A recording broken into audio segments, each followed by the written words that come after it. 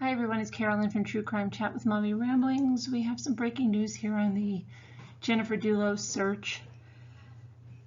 The Avon property that she once lived in with Fotis Dulos and her children is now being searched actively with canine units, and a truck has just been called in to search the septic tank, which has never been searched.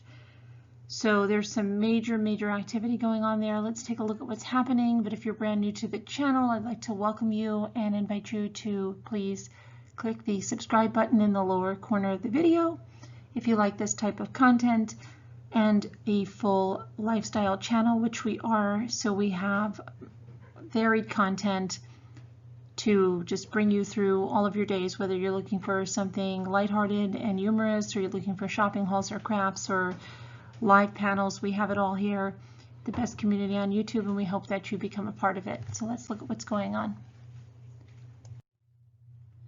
The Avon property where Jennifer and Fotis Dulos once lived with their children was teeming with state police investigators. Today, June 11th, by early afternoon around 11 a.m., this was when this was breaking by media outlets, and they are searching the property obviously for traces of anything that could lead them to Jennifer Dulos. Now, a state police spokesman confirmed the agency was searching that home on Skyview Drive, but did not provide any further details, including what they were searching for. If anything is found, we will provide an update, the spokesman said. And now this property was searched previously in the investigation, but not very intensively, and did not have any canine units on it at that time. Jennifer and Fotis Dulos rented the home at 44 Skyview Drive in Avon until it was sold in 2010, but the property has been vacant since 2017. The property is located less than 2 miles from the Jefferson Crossing home in Farmington, where Fotis Dulos lived when his wife vanished.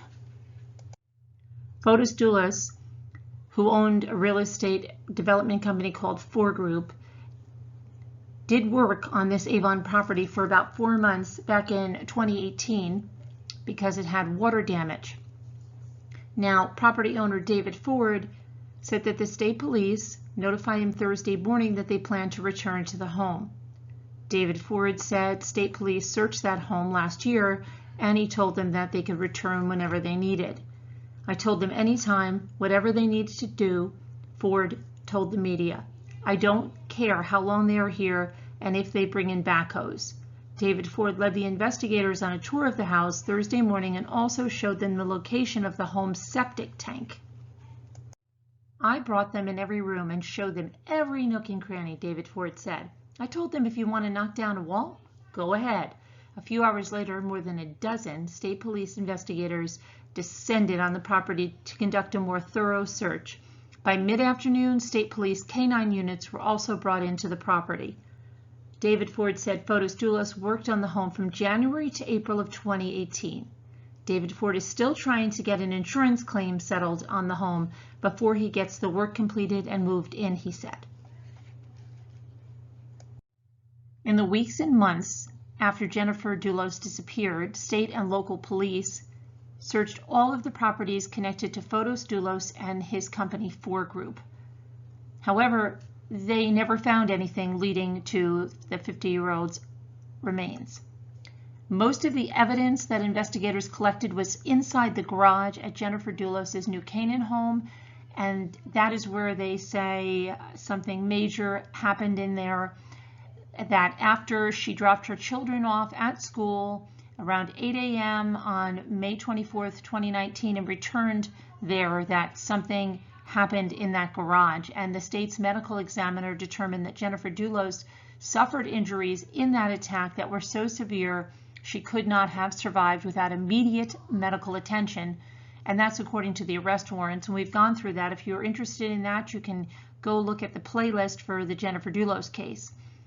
A week after her disappearance, state police found her blood and clothing in trash receptacles in Hartford, Connecticut.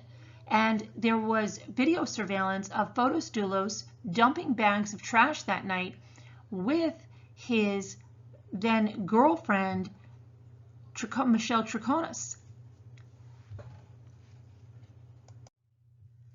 One day after discovering that Michelle Troconis and Fotis Dulos were dropping off trash around Hartford, Connecticut, they were each charged with tampering with evidence and hindering the prosecution. But in January of 2020, Fotis Dulos was charged with murder, felony murder, and first-degree kidnapping, while Michelle Troconis and Fotis Dulos' former attorney, Kent Mawhinney, were each charged with conspiracy to commit murder. Now, Michelle initially lied to the police on Fotis' behalf, claiming they had been together, but leaked police reports claim she later changed her story and told police she had been covering for him. In a statement released last month, Michelle Troconis broke her silence and said it had been a mistake to trust him, Fotis Dulos. She also insisted she did not know what happened to Jennifer Dulos. Now, recently, Michelle Troconis has launched new social media accounts, including Instagram and Twitter. The new social media engagement probably comes on the advice of her lawyer, but a lot of people believe it's just, another ploy in some attempt to make it seem like she's this victim in all of this. And as well as she started using a language barrier defense, needing a translator and things at court appearances, which is just kind of ridiculous if you ask me. Fotis died January 30th from an apparent suicide attempt. He was supposed to be in court, but instead he rigged up his car in his garage and nearly succumbed then to carbon monoxide poisoning, but emergency personnel came in. They did get a weak pulse. He was transferred to the hospital, and then he was transferred to Jacobi Medical Center in the Bronx, where he went into a hyperbaric chamber, but he died anyway, January 30th. So again, police are searching this empty Connecticut mansion, and this empty property was not owned by Fotis Dulos, but his construction group had a contract to demolish it after it was damaged by flooding. No one has lived in the home since 2017. And again, he and Jennifer Dulos, Fotis and Jennifer Dulos, rented it in 2010, briefly before David Ford bought it. In June of last year, police searched the property, but they never obtained a search warrant to do it and instead gained entry by getting permission from the owner. They did not bring cadaver dogs or forensic teams for the first search to look through the woods that are behind it or the septic tank, as they have done with the other Dulos properties. Now, on Thursday, multiple cars were seen outside of it, a dozen at least, and police brought cadaver dogs in.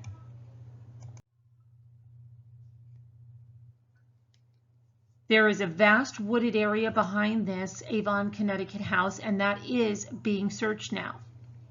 Back in the search in 2019, investigators did not find anything of evidentiary value, but they didn't search the house like this. It's reported they didn't even go in the house or use canines at that search. Here's the latest news I have. At 1:45 p.m., state police brought in several cadaver-sniffing canines into the surrounding woods that encompass this Avon, Connecticut Skyview property. And it looks like they will be searching throughout the afternoon. By 3:00 p.m., okay, that's just shortly, just a few minutes ago, actually, as I'm recording this video, state police called in a septic service truck that arrived at 44 Skyview Road. The property has a huge septic tank system in the front that has never been searched. So this is some really breaking news around this. What I'm thinking is someone might be talking, Mawhinney or Troconis, in a plea deal.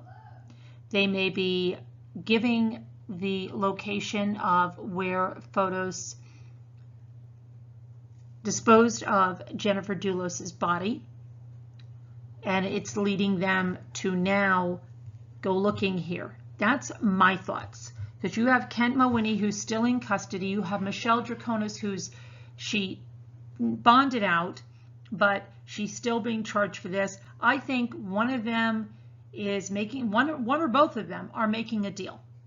And I think that they're going to give up the location for a lighter sentence, for, you know, something there, right?